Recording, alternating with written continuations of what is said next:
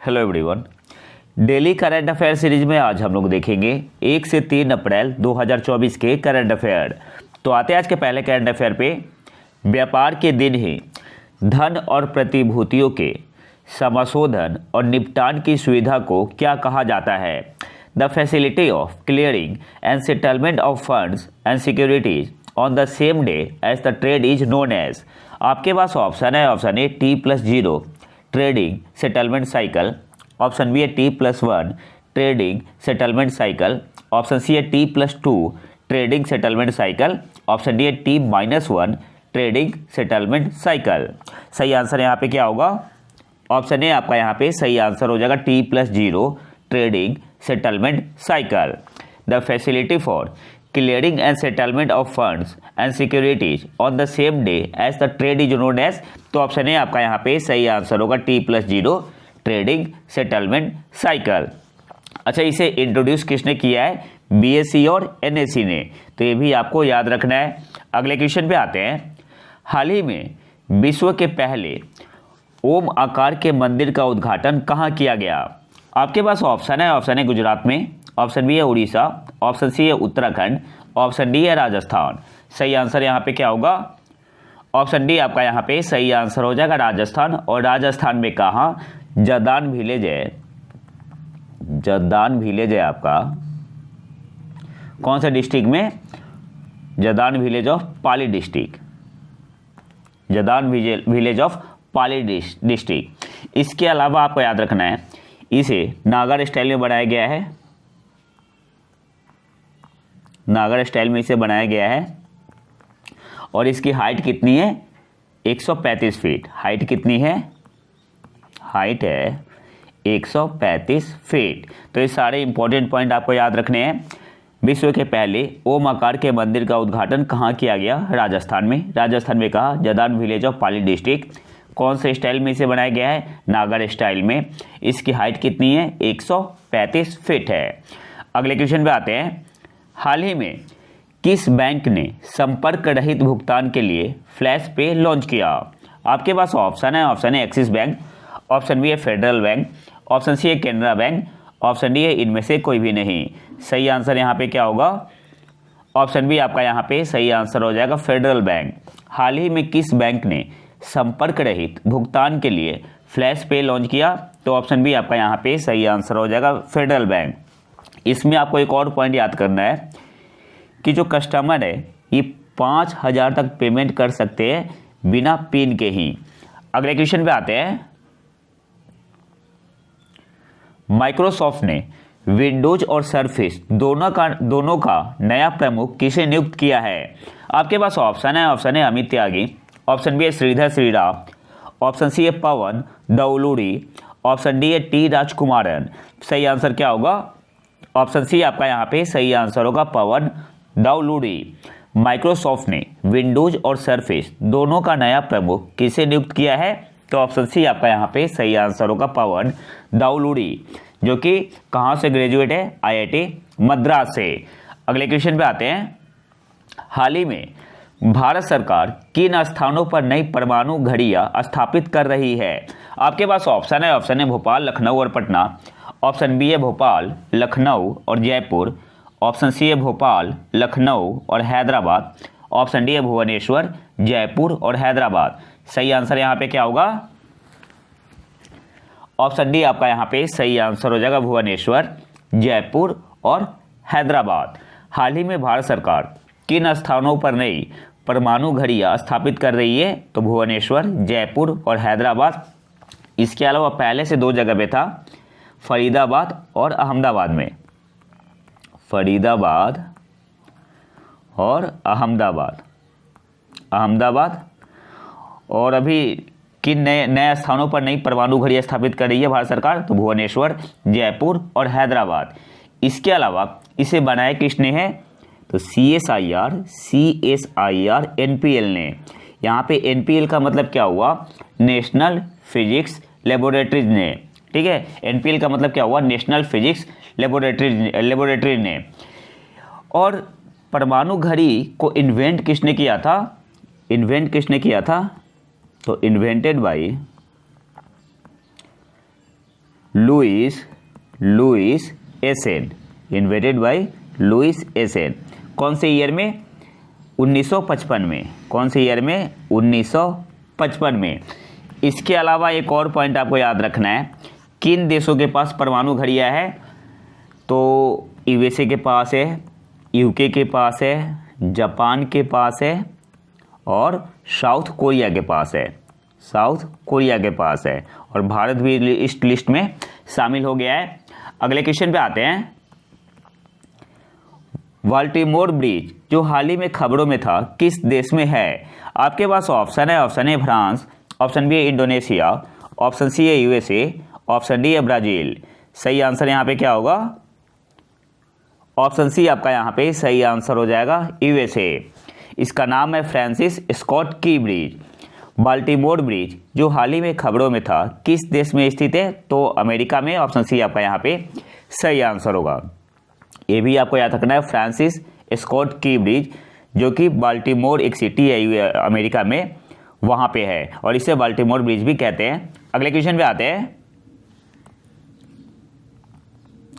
हाल ही में समाचारों में देखे गए सिकाडास क्या है? आपके पास ऑप्शन है, ऑप्शन ए ध्वनि उत्पन्न करने वाले कीड़े, ऑप्शन बी एस्ट्रॉयड क्षुद्रग्रह, ऑप्शन सी है शनि का चंद्रमा, ऑप्शन डी है इनमें से कोई भी नहीं।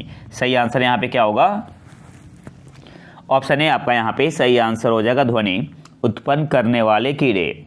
हाल ही में समाचारों में देखे गए सिकाडास क्या है? तो ऑप्शन ए आपका यहाँ पे सही आंसर हो जाएगा, ध्वनि उत्पन्न करने वाले कीड़े और साइंटिस्ट ने इसे डिस्कवर किया है मेघालय में। अगले क्वेश्चन पे आते हैं। मेटॉक सेमिनार मेघयान 2024 का विषय क्या था? यहाँ पे मैं सीधे आंसर बता रहा हूँ, ऑप्शन सी आपका यहाँ पे सही आंसर हो जाएगा, at the front line of climate action. METOC seminar मेघयान 2024 का थीम क्या था? तो ऑप्शन सी आपका यहाँ पे सही आंसर होगा, eight the front line of climate action. अब यहाँ से कुछ इंपॉर्टेंट पॉइंट देख लेते हैं। सबसे पहले वर्ल्ड मेट्रोलॉजिकल डे कब मनाते हैं? 23 मार्च को। और जो आपका मेटॉक है ये क्या है? ये पार्ट है वर्ल्ड मेट्रोलॉजिकल डे सेलिब्रेशन का। मेटॉक सेमिनार का मतलब क्या हुआ? Meteorological and oceanographic seminar. और इसकी थीम क्या है 2024 की? At the front line of climate action. अगले क्वेश्चन पे आते हैं। हाल ही में किस संगठन ने कोरोना वायरस के लिए नया नेटवर्क कोविनेट लॉन्च किया है? आपके पास ऑप्शन है, option A UNICEF, option B है WHO, ऑप्शन सी है वर्ल्ड बैंक, ऑप्शन डी है WTO। सही आंसर क्या होगा?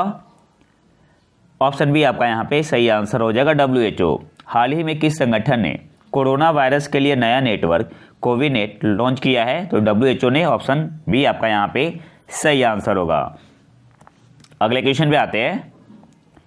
RBI अवैध ऋण देने वाले ऐप्स के प्रसार से निपटने और बढ़ते साइबर धोखाधड़ी पर अंकुश लगाने के लिए DIGITA स्थापित करने पर विचार कर रहा है। DIGITA का मतलब क्या है? यहाँ पे सही आंसर क्या होगा? ऑप्शन ए आपका यहाँ पे सही आंसर हो जाएगा, digital India trust agency. RBI अवैध ऋण देने वाले ऐप्स के प्रसार से निपटने और बढ़ते साइबर धोखाधड़ी पर अंकुश लगाने के लिए DIGITA स्थापित करने पर विचार कर रहा है।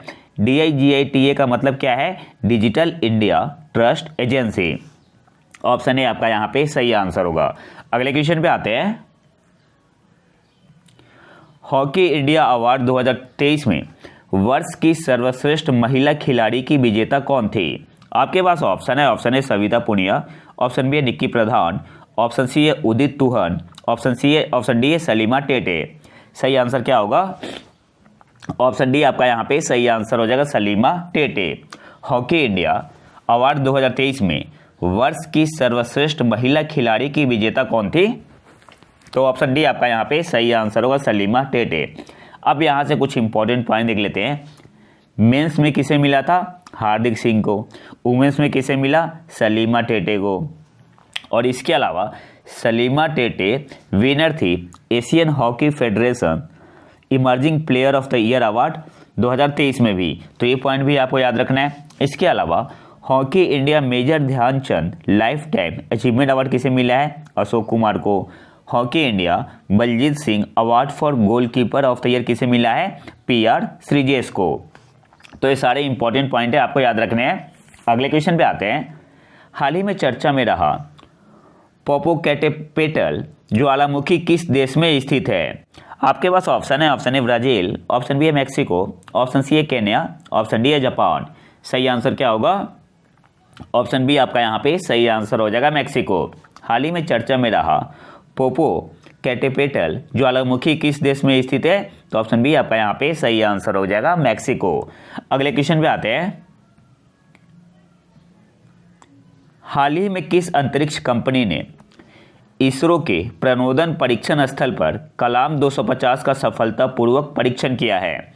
आपके पास ऑप्शन है, ऑप्शन है स्काई रूट एरोस्पेस। अच्छा, स्काई रूट एरोस्पेस ने पहला प्राइवेट रॉकेट बनाया था जिसका नाम था विक्रम एस। ऑप्शन बी है अग्निकुल कॉस्मोस, ऑप्शन सी है पिक्सेल, ऑप्शन डी है नन ऑफ दीज, इनमें से कोई भी नहीं। सही आंसर क्या होगा? ऑप्शन ए आपका यहाँ पे सही आंसर हो जाएगा, स्काई रूट एरोस्पेस। हाल ही में किस अंतरिक्ष कंपनी ने इसरो के प्रणोदन परीक्षण स्थल पर कलाम 250 का सफलतापूर्वक परीक्षण किया है? तो स्काई रूट एरोस्पेस ने, और इसे और किस नाम से जाना जाता है? विक्रम-1 स्पेस लॉन्च व्हीकल, इसे कहते हैं कलाम 250। तो ये भी आपको याद रखना है। अगले क्वेश्चन पे आते हैं। आईसीसी एलिट अंपायर पैनल में शामिल होने वाले बांग्लादेश के पहले अंपायर कौन है? आपके पास ऑप्शन है, ऑप्शन है शमसुद्दीन अहमद, ऑप्शन बी है हबीबुल बसर, ऑप्शन सी है शराफुद्दौला इब्ने शाहिद, ऑप्शन डी है इनमें से कोई भी नहीं। सही आंसर यहाँ पे होगा option C Sharfuddoula Ibne Shahid. ICC elite umpire panel में शामिल होने वाले बांग्लादेश के पहले अंपायर कौन है? तो ऑप्शन सी आपका यहाँ पे सही आंसर होगा, शराफुद्दौला इब्ने शाहिद। अगले क्वेश्चन पे आते हैं। बासिरो डियोमाइफे को किस देश के राष्ट्रपति के रूप में चुना गया? आपके पास ऑप्शन है, ऑप्शन है मालदीव, ऑप्शन बी है नाइजर, ऑप्शन सी है सियरा लियोन, ऑप्शन डी है सेनेगल। सही आंसर यहाँ पे होगा ऑप्शन डी सेनेगल। बासिरो डियोमाइफे को किस देश के राष्ट्रपति के रूप में चुना गया? तो ऑप्शन डी आपका यहाँ पे सही आंसर हो जाएगा, सेनेगल। अगले क्वेश्चन पे आते हैं। यूरोपीय संघ द्वारा जारी सामग्री कानून का नाम क्या है जिसका उद्देश्य दुष्प्रचार सहित चुनावों के जोखिमों से निपटना है? तो यहाँ मैं सीधे आंसर बता रहा हूँ, उस कानून का नाम है डिजिटल सर्विसेज एक्ट, डीएसए। तो सही आंसर यहाँ पे क्या होगा? ऑप्शन बी आपका यहाँ पे सही आंसर होगा। यूरोपीय संघ द्वारा जारी सामग्री कानून का नाम क्या है जिसका उद्देश्य दुष्प्रचार सहित चुनावों के जोखिमों से निपटना है? तो ऑप्शन बी आपका यहाँ पे सही आंसर होगा, डिजिटल सर्विसेज एक्ट, शॉर्ट में से क्या बोलेंगे? डीएसए। अगले क्वेश्चन पे आते हैं। पानीमेटेका शिल्प को जीआई टैग दिया गया है, यह किस राज्य से है? आपके पास ऑप्शन है, option A Assam, option B Tripura, option C है मणिपुर, ऑप्शन डी है मेघालय। सही आंसर क्या होगा? ऑप्शन ए आपका यहाँ पे सही आंसर हो जाएगा, असम। पानीमेटेका शिल्प को जीआई टैग दिया गया है, यह किस राज्य से है? तो ऑप्शन ए आपका यहाँ पे सही आंसर हो जाएगा, असम। अब यहाँ से कुछ इंपॉर्टेंट पॉइंट देख लेते हैं। अभी हाल ही में 60 प्रोडक्ट को जीआई टैग मिला है, तो कुछ इंपॉर्टेंट जो है वो देख लेते हैं। असम के 6 पारंपरिक शिल्प को मिला है। एक है आपका असली कंडी टेराकोटा शिल्प, ये सब याद रखना है, असम से है। पानीमेटेका शिल्प जो क्वेश्चन में था, सार्थेबाड़ी धातु शिल्प, जापी जो कि ग्रामीण असम की बांस की टोपी है, मिसिंग हथकरघा उत्पाद और बिहू ढोल, इन्हें क्या मिला है? जीआई टैग मिला है, असम से है। त्रिपुरा ने 2 जीआई टैग हासिल किए हैं। पचरा रिकनाई के लिए जो विशेष अवसरों पर पहनी जाने वाली एक पारंपरिक पोशाक है, और दूसरा माताबाड़ी बेरा। तो ये दोनों पॉइंट आपको याद रखना है। इसके अलावा मेघालय गारो टेक्सटाइल बुनाई जो सामाजिक, सांस्कृतिक और धार्मिक अनुष्ठानों से जुड़ी है, और मेघालय लिरनाई पॉटरी और मेघालय चुपिच्ची ने भी जीआई टैग हासिल किया है। तो ये सब कहाँ से है? मेघालय से है। और देश में पहला जीआई टैग किसे मिला था? तो दार्जिलिंग चाय को। अगले क्वेश्चन पे आते हैं।